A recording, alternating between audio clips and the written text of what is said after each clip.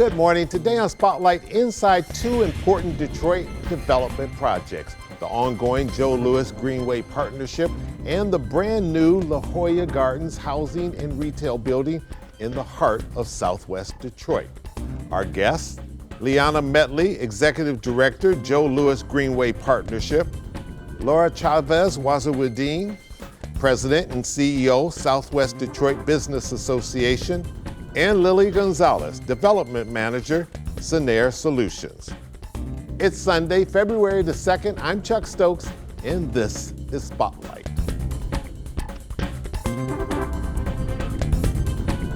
Ms. Metley, about 2 years ago, you transitioned into Executive Director of the Joe Louis Greenway Partnership. How's the transition been? I can just tell you it's just been the role of a lifetime. It's been something that I've been working towards my entire life, which is serving the residents and the community here in Detroit. And I get to do it in a big way with one of the most amazing projects, massive projects that we've seen here in our city in a long time. You were with the Rock families, you were with Home Depot. How did all this prepare you for the job at hand today, which is very much a public-private partnership, but it's also very deeply rooted in the community? Yeah, I would say even before that, just thinking about, as a young person growing up with my grandparents, watching Chuck Stokes and... Oh my God, right? You're dating me. but growing up watching, individuals who've always been committed to the community. So I really was raised with that. My grandfather was a developer here in the city. My grandmother was a teacher. And that was just ingrained in me. And when I went to high school, I was class president, all of those things, right? It was just who I was, and I love Detroit.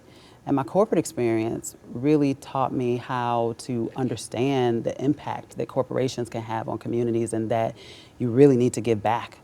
And then even with Bedrock, doing strategic partnerships, being able to dive into a lot of grassroots organizations and understand how we could make a deeper impact. And now this, I've lived it, and I get to do it here in Detroit. What's your goal for this partnership, which is going to be, 27.9 miles, all said and done? Yeah, so, I like to round it up to 30 miles because it's a greenway that is still being planned and growing. So the city of Detroit, who is really leading this project in collaboration with Dearborn, with Highland Park, and with Hamtramck, we're still doing engagement. So there's still segments that we're going out to residents and community and talking about the route and the alignment. And so that engagement is still happening. So I'm gonna say 30 miles and growing maybe. But as we think about this project, it is making such an impact. And so we have, economic development, we have affordable housing being applied. And so something like this in Detroit, my goal is that it is a project that has national significance, that we are an example for countries, for other cities on how to do a project like this, how to do it engaging community from the beginning and keeping residents along the way the entire time, never letting go of the hand of our residents who are the people we're building this for. Some of these neighborhoods have not seen investment in 10, 20, 30, maybe even 50 years. And the Joe Louis Greenway is the first investment. The brand new park that was built at the Warren Trailhead. That area was, blighted. It had tires, it had, trash and debris. And now you see it vibrant, it active. We had a Fall Harvest Fest. We had almost 400 people out there in an area that was trash and garbage before. And so this project is bringing hope, but it's actually bringing dollars to neighborhoods. Detroit is doing all of the development. The city of Detroit was able to go out and purchase 8 miles of Conrail. So that rail line is what's being worked on right now. But that's going to connect Dearborn. Dearborn has a $24 million grant that they're working on in collaboration with the city of Detroit. It's going through Highland Park. The Woodward Bridge is happening. That construction is happening right now. And then Hamtramck. So when you think about it, when I describe the Joe Louis Greenway, think about the riverfront on the south of our city. We have this world-renowned, beautiful riverfront where people come from all over, right? It's won awards.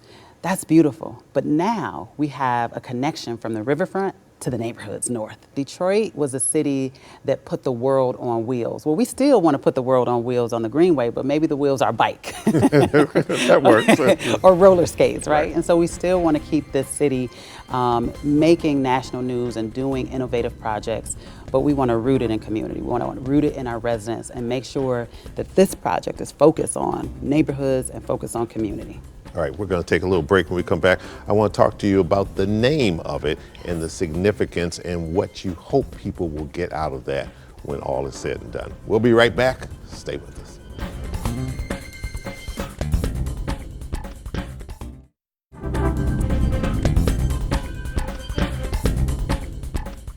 And welcome back to Spotlight, talking to Liana Medley, and she is the executive director of the Joe Louis Greenway. The name Joe Louis, of course, absolutely historic, and unless you're Rip Van Winkle somewhere, you ought to know who he was. But having that name on it, what do you want people to accomplish? You want them to know more about the person and how it's connected to the future? Yeah, you know, I think in Detroit it's so important that we continue to remember our legacy and our heroes, right? We continue to advance those legacies that were a strong part of our history. And we don't want people to be forgotten. Someone like Joe Louis, who, you know, really did amazing work, and we think about him a lot of times just as a brown bomber and in boxing. A barrier breaker. A barrier breaker.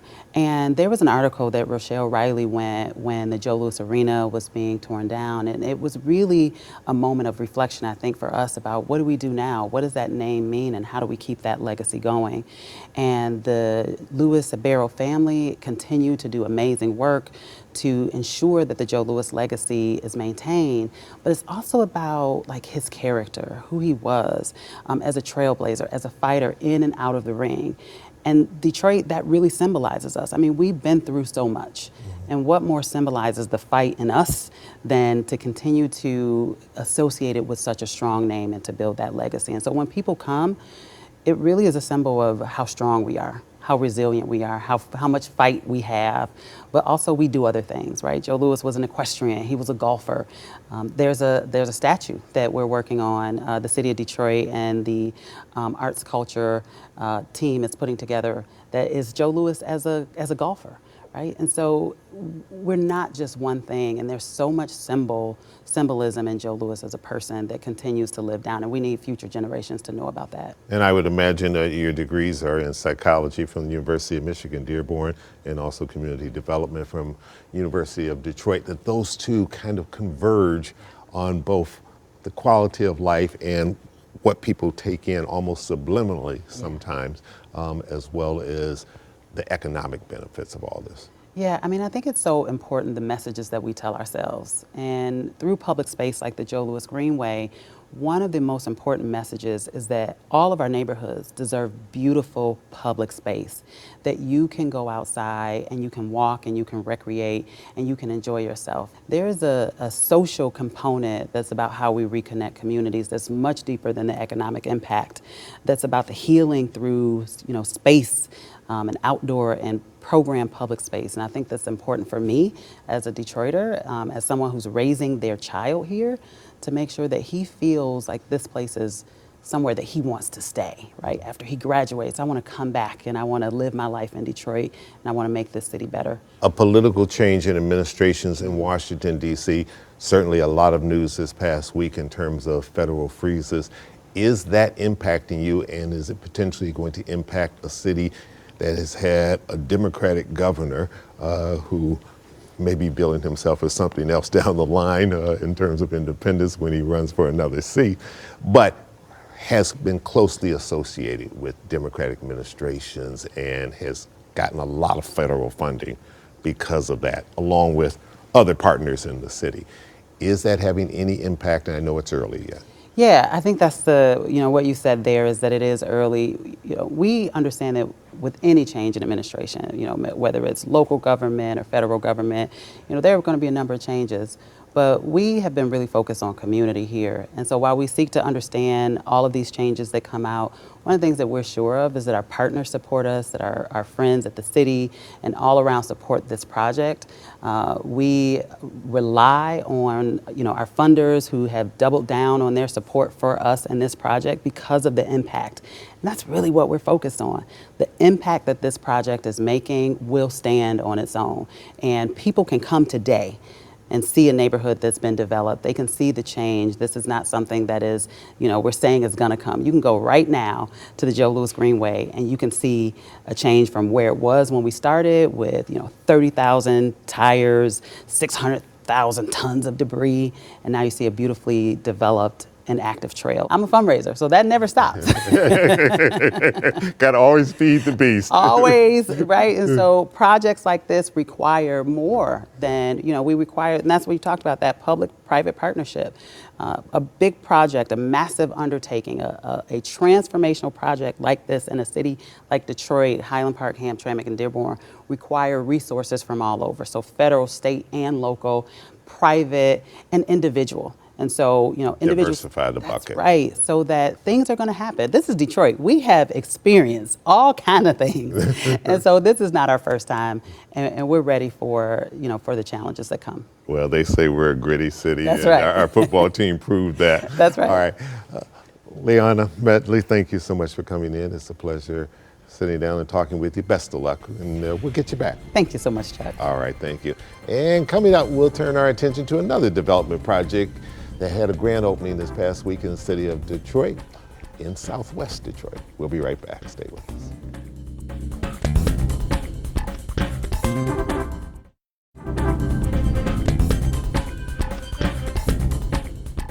And welcome back to Spotlight. Joining me now is Lily Gonzalez. She is Development Manager for Scenair Solutions, and Laura Chavez-Wazirandine.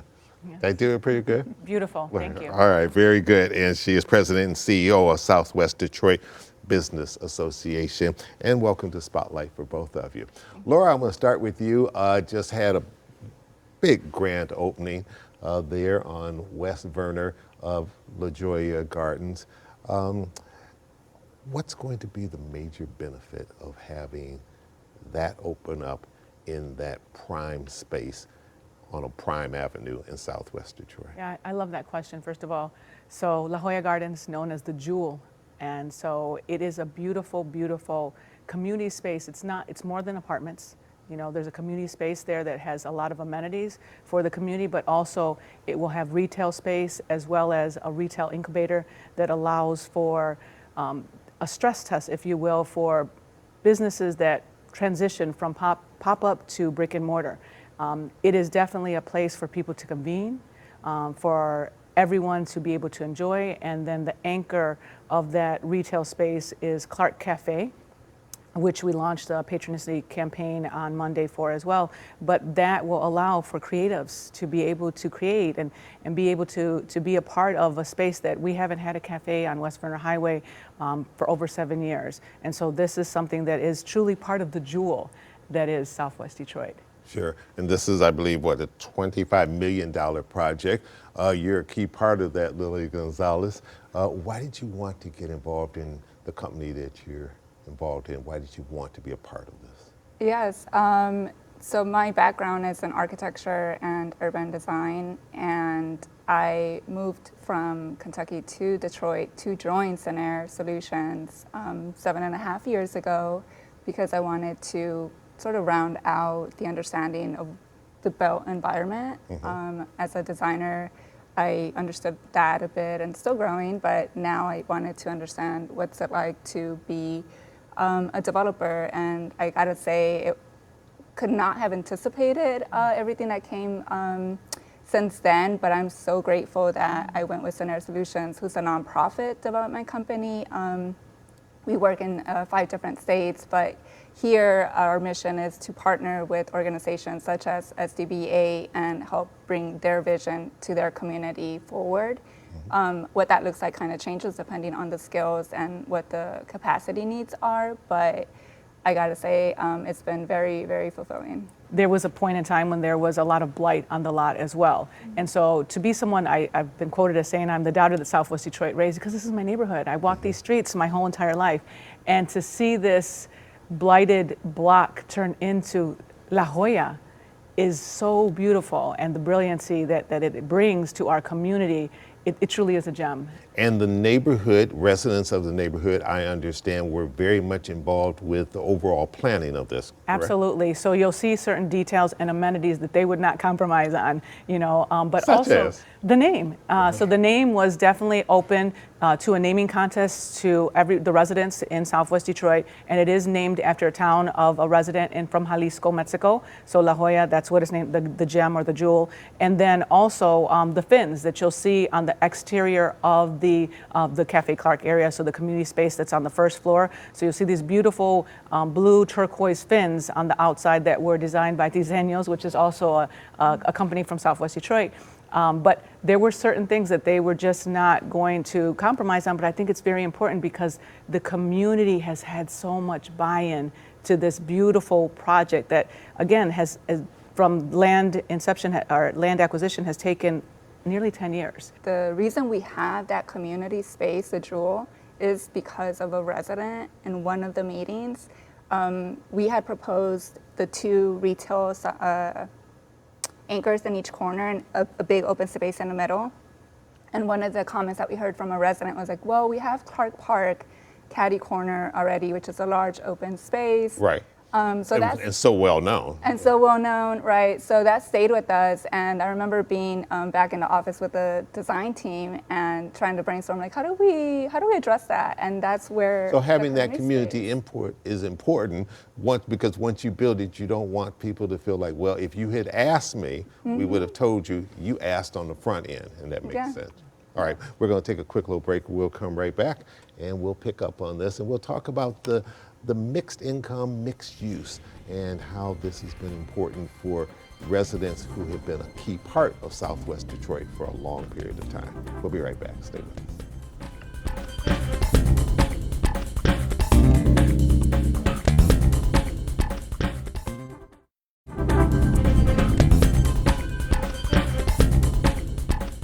Ms. Gonzalez, had you been to Detroit before all of this started, and did you have much of a sense of what Southwest Detroit was and its importance to this city and the fastest growing neighborhood in the city?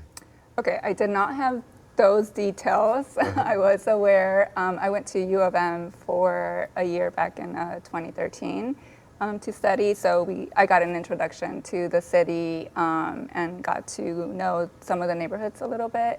From the beginning, when I moved here, I saw it there, and I see it now, and I see it growing in a really positive direction. Very good. You're always trying to find partners that believe in the work and believe in the vision that you have for your community. Because it's a public-private partnership. Correct. And so having the Strategic Neighborhood Fund be a valued partner in this was essential. We had so many partnerships as well, with Flagstar Bank, PNC Bank, the City of Detroit, all of these partners that came up, Michigan Housing Authority, all of these partners that came into place to say, we believe in you, Invest Detroit. It was so important for them to see our neighborhood as a neighborhood that they wanted to invest in. And so, all too often people say, oh, all the investments go downtown Detroit, but no, that's not true. This administration has been very intentional and strategic in having a strategic neighborhood fund that goes directly into these neighborhoods to help to create these development projects like our affordable housing piece of this, and to be able to have 42 of the 53 units that qualify under affordable housing and starting affordable housing at 30% AMI is so essential, but also a testament to the intentionality behind the work that was done to make this project actually come to fruition. Yeah, because everybody wants development, but you don't want development that just brings in high-end people with high-end salaries. You want something that people who have been invested in that neighborhood for decades and years can also say, I too can live in this brand new housing. And that was so important, Chuck. It was so important to be able to say that there's actual people from Southwest Detroit that are actually living in these units. You know, we have so many young creatives that are fresh out of college and they don't make $80,000 or $90,000, you know, but they're now living in La Joya Gardens. And so to be able to say we have housing that is available for these young people to stay in the city of Detroit, to stay in your community, and to have your footprint and have your imprint on the community that you love and cherish so much is beautiful. Lily, you've seen these type of developments in other places. What's kind of the history of when you put these type of developments in an area that's already vibrant? What impact does it have on other businesses that may have been there for years? I think it adds to it. It adds to the fabric of the neighborhood, especially when it's a development that's mixed use, where you have the residential and then you also have commercial spaces. And in this case in particular, it's a little extra special because we're working with Southwest Detroit Business Association, who is all about addressing the Been there since 1957. Yeah, so they have a lot of experience in this area, and I think, Laura, you mentioned the space where... The accelerator space? Thank you, the accelerator space, where you'll be able to bring even more businesses to test out their ideas. So I think that if it's done right and if it's done with intentionality, like you mentioned, then it's going to be a very positive addition to that neighborhood. Sure. Final question. Unfortunately, time's always our worst enemy, but I want to shift gears a little bit. As the leading business organization in Southwest, your reaction to the change that we see happening in Washington, ICE raids on immigrants, thinking this has to have some kind of chilling impact on Southwest, but your take on what's happening and what role you get to play, whether you like it or not. Yeah, that's a very fair question. You know, Southwest Detroit is a diverse population, and we are a very welcoming community, and we have, you know, people from all over. But as the organization that has been there, as you mentioned, nearly 70 years, we serve as a trusted resource. You know, we're an ally, we're a resource, and we want to continue to see our residents and our community thrive and succeed. And so we will continue to serve in that capacity and follow through with our mission to be strong and be a valued, trusted asset to everybody in the community, and you know, do what's necessary. And we love, you know, we love Southwest Detroit, and so we're going to continue to do the work. All right.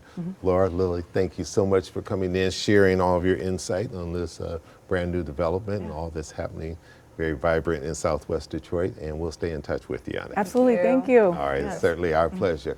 And we want to thank all of you at home for joining us. I'm Chuck Stokes. We'll be back next week with more newsmakers in the spotlight. We hope you have a great week.